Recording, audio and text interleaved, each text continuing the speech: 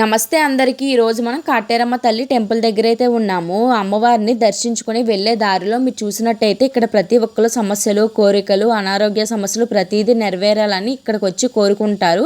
ఇలాగా కాయంతలో వాటిలో రాసి కూడా కడతారు. ఇదిగోండి, ఇదే అమ్మవారి గర్భగుడి. ఈ గుడిని మీరు చూసినట్టయితే 24 స్తంభాలతో నిర్మించారు. ఈ మండపాన్ని చూడడానికి చాలా ఆహ్లాదకరంగా ఉంటుంది. మంచి మంచి శిల్పాలు కూడా ఉంటాయి. ఇదిగోండి అమ్మవారు ఈవిడే కాటేరమ్మ తల్లి. ఈవిడి స్వయంభూగా వెలిసారు 2 మర్రి చెట్ల మధ్యలో.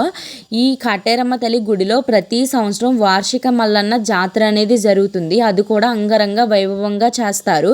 వేలాది మంది భక్తులు తరలైతే వస్తారంట ఈ గుడికి. ఈ కాటేరమ్మ తల్లి నిజంగా స్వచ్ఛమైన తల్లి అని ప్రతి ఒక్కరు నమ్ముతారు, మరియు శక్తివంత తల్లి అని కూడా నమ్ముతారు.